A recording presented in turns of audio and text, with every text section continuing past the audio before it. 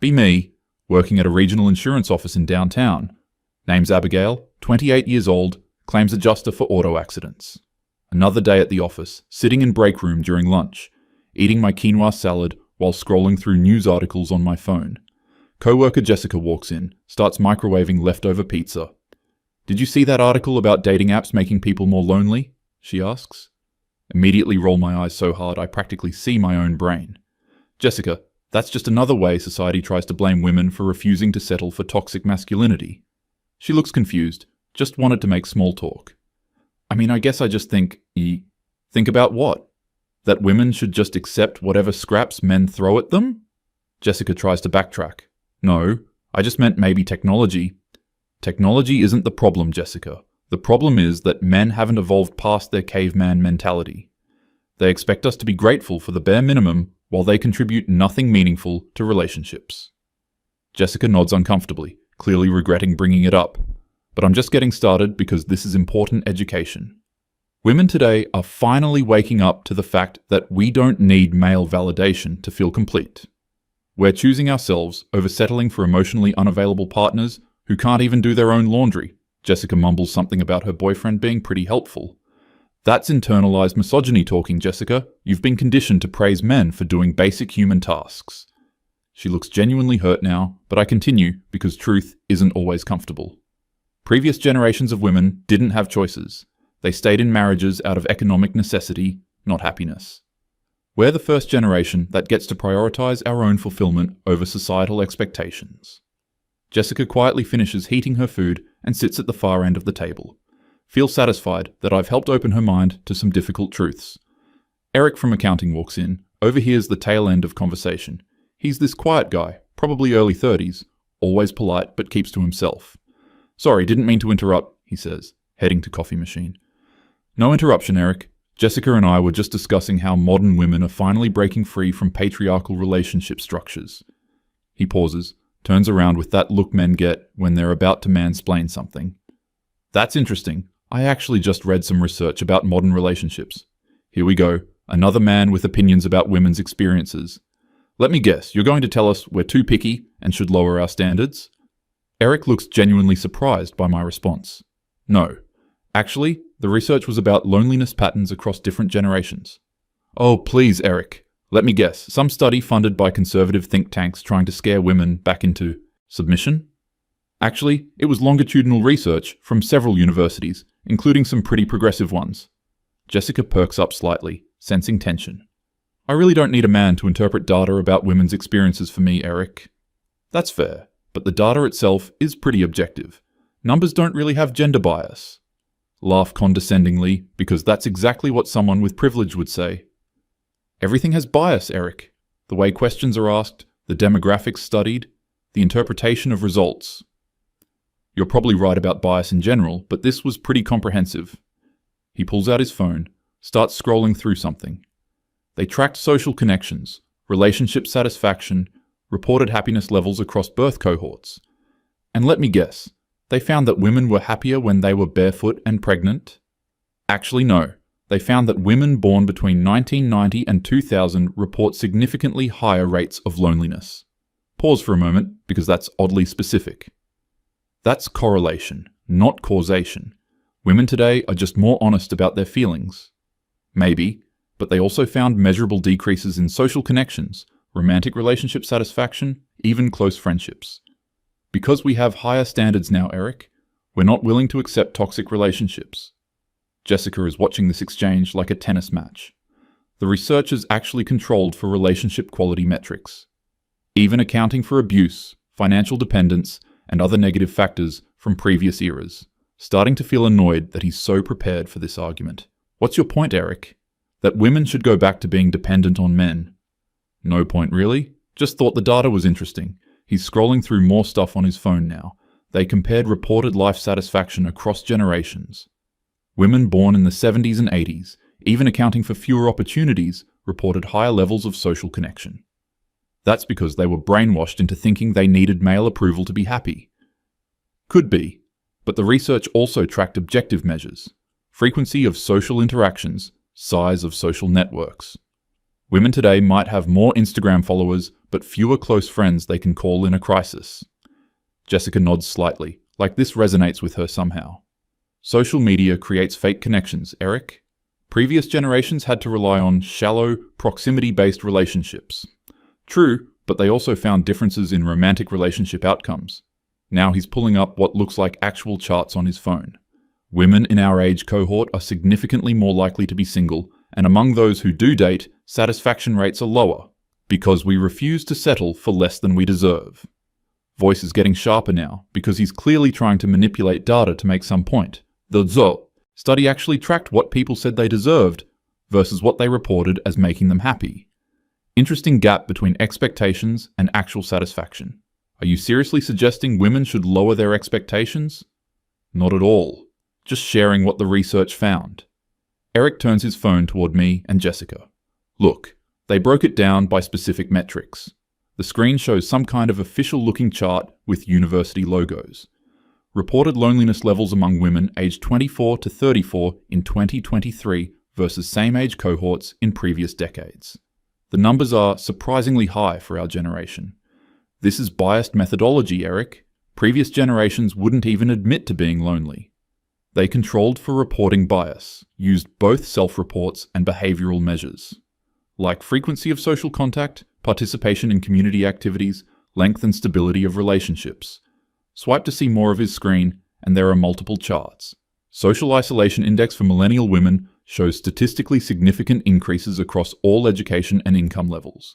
Jessica leans over to look too, her expression changing. But this is from Princeton, Stanford, couple others, she says quietly. That doesn't matter, Jessica. Academic institutions can still perpetuate harmful narratives. Look at this one, Eric continues, swiping to another chart. Romantic relationship satisfaction scores across birth cohorts. The graph shows a clear downward trend for women born after 1990. Even controlling for relationship equality, shared household responsibilities, financial independence. Women born between 1990 and 2000 report lower relationship satisfaction than any previous generation going back to 1950. Stare at the screen, trying to find flaws in what I'm seeing. This has to be flawed. Women today are in more equal partnerships. That's what makes it interesting. The research shows relationships are objectively more equal now. But subjective satisfaction has decreased despite objective improvements. Jessica points to something on the screen. What's this part about historical comparison? Eric scrolls to show another section. They compared with historical data going back about 150 years. Women born 1990 to 2000 report the highest levels of loneliness in all of recorded history, even compared to women during wars, economic depressions, periods with fewer legal rights. Feel heat rising in my chest because this is clearly designed to attack women's progress. That's impossible, Eric. Women in previous eras had no autonomy, no choices.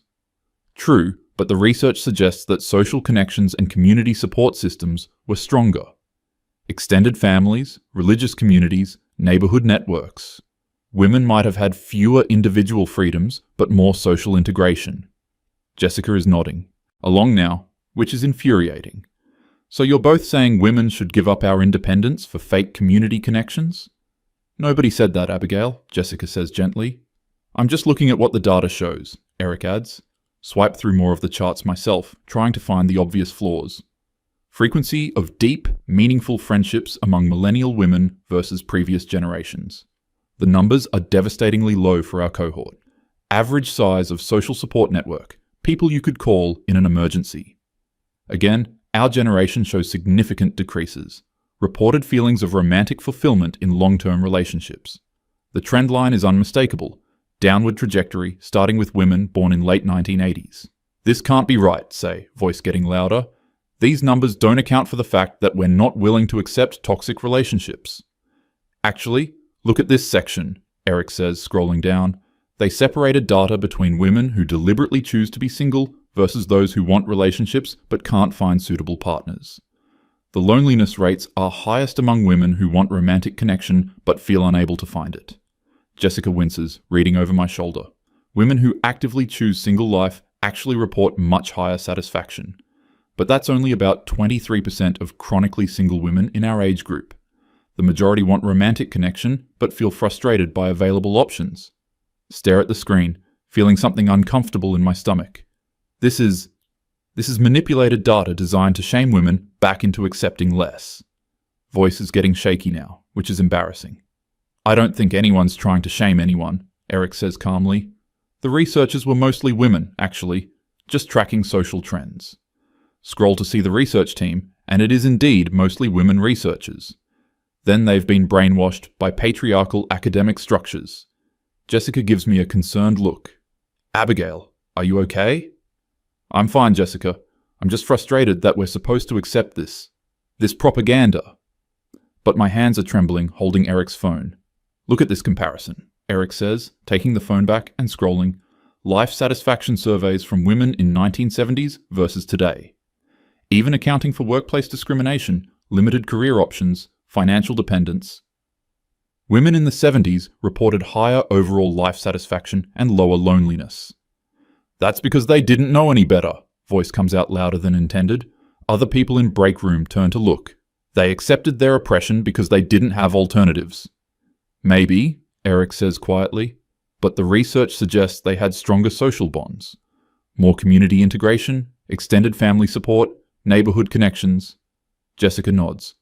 My mom talks about how different things were. Everyone knew their neighbors. That's nostalgia, Jessica, romanticizing the past. But even as I say it, can feel cracks forming in my certainty. Here's the section about historical context, Eric continues.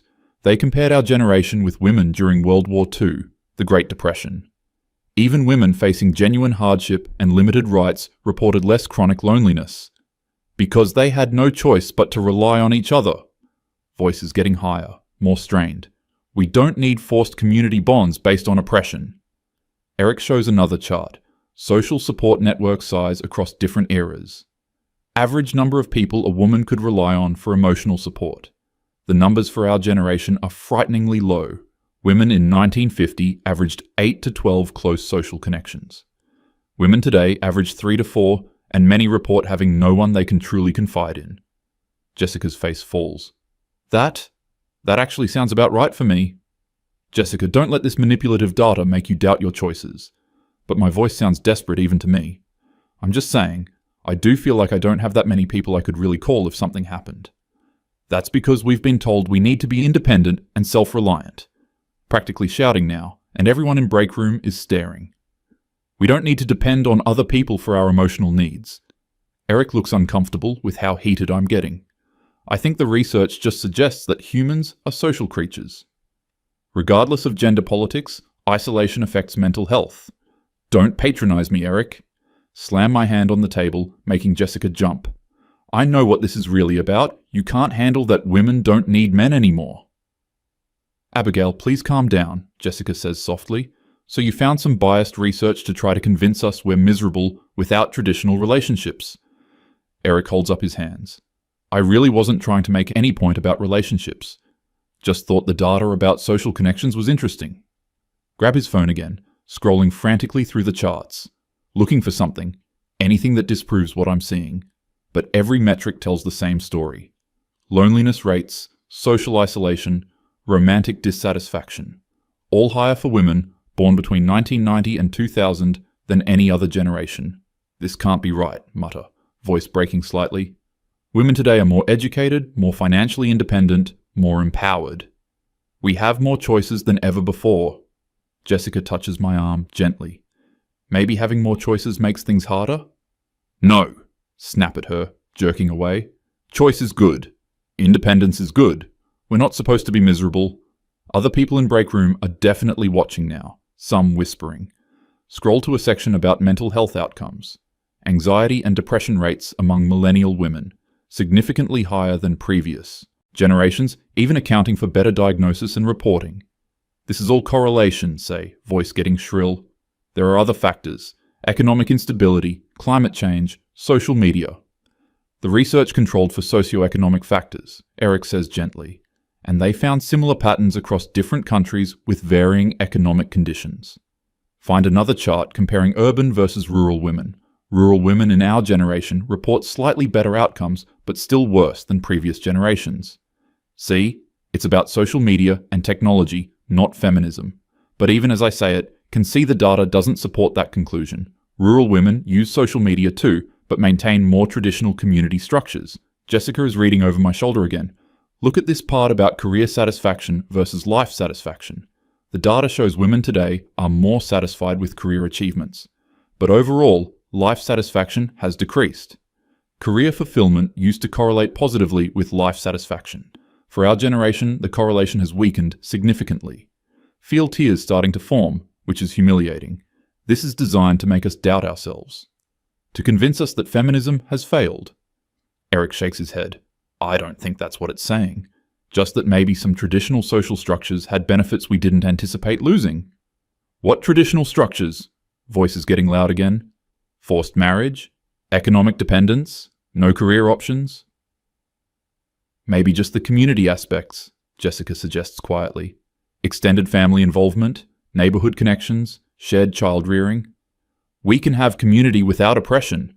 But even as I say it, realize I can't name many close friends I have.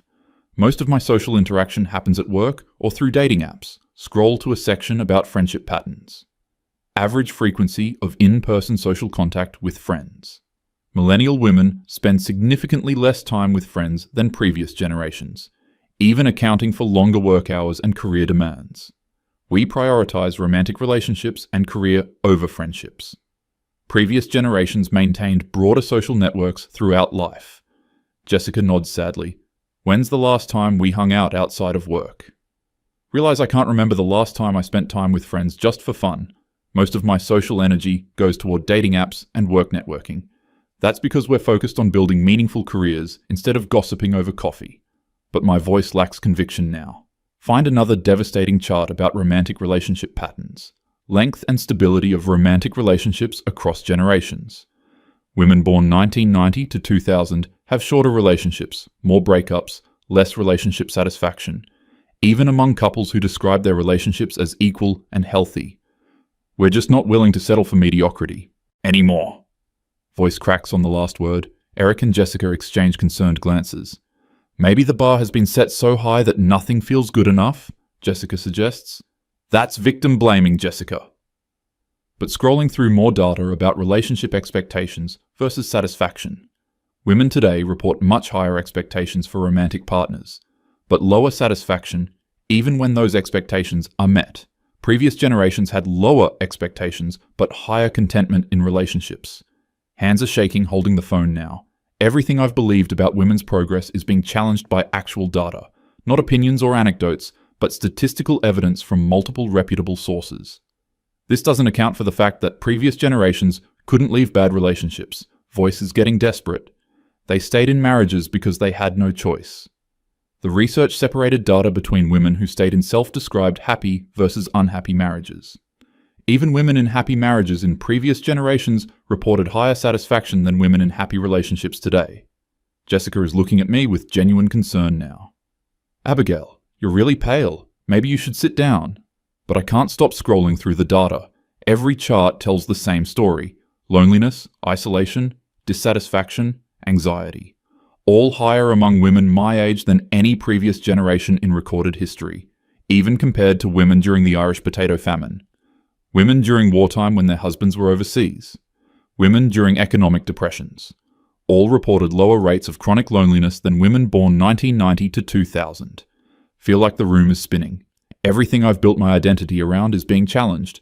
The idea that women today are happier, more fulfilled, more empowered. This has to be wrong, whisper, voice barely audible. There has to be a methodological flaw. Eric gently takes his phone back. Maybe it's not about right or wrong. Maybe it's just complicated. Perhaps some aspects of traditional life had benefits while others were harmful. And maybe we lost some good things when we gained others. No, voice comes out as a shout. We can't go backwards. Women's rights matter. Everyone in break room is definitely staring now. Can feel tears streaming down my face. Gender equality is important. We can't just accept that women were happier when oppressed. Jessica tries to put an arm around me, but I shrug her off. This data is trying to convince us that feminism made women miserable. I don't think that's what it's saying, Eric says carefully. Maybe it's saying that dismantling oppressive structures also meant losing some beneficial social connections.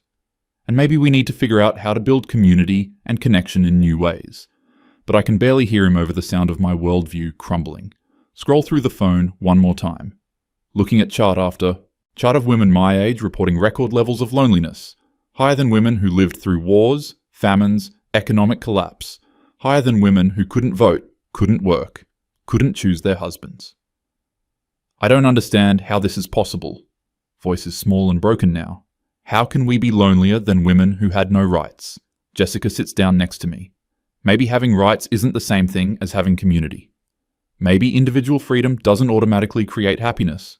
Feel completely overwhelmed by the implications. If the data is right, then everything I've believed about women's progress is incomplete. We gained legal equality and economic independence, but somehow lost social connection and community support. I need to go home, say, standing up abruptly, chair scrapes loudly against floor. Are you okay to drive? Jessica asks. I'm fine, lie, grabbing my purse, but hands are still trembling. Walk quickly toward the exit, aware that everyone is watching. Can hear Jessica and Eric having a quiet conversation behind me, probably about how I lost it over some research data. But the data keeps replaying in my mind. Women born 1990 to 2000 are the loneliest in all of recorded human history.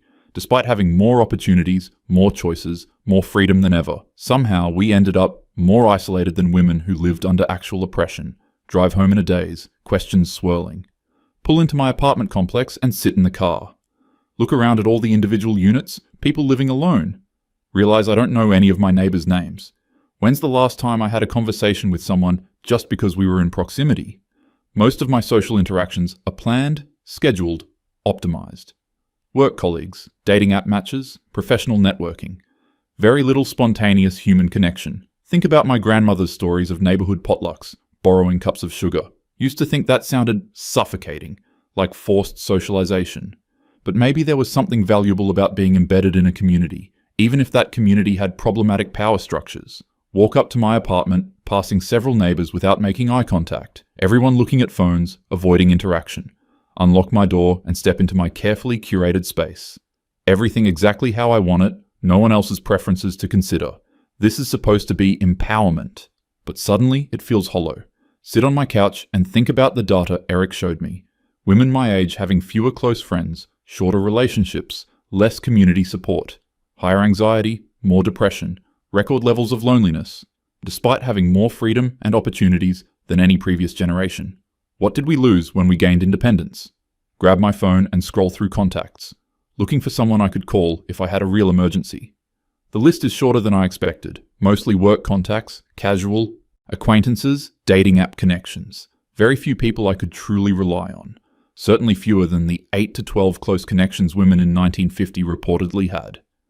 Think about my dating history. Endless cycle of matching, messaging, first dates, disappointment, constantly feeling like everyone could be replaced by someone better, never fully investing because there are always more options. Is this really better than arranged marriages or limited choice? At least women in previous generations knew where they stood. They built deep connections with the people in their actual lives, instead of always wondering if someone better was just a swipe away. Feel tears starting again, which is embarrassing even alone in my apartment. This isn't how it's supposed to be. Feminism was supposed to make women happier, more fulfilled, not lonelier and more anxious than women living under patriarchal oppression. But the data doesn't lie.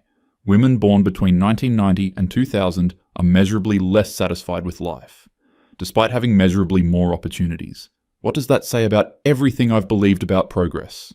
Curl up on my couch, feeling smaller than I have in years.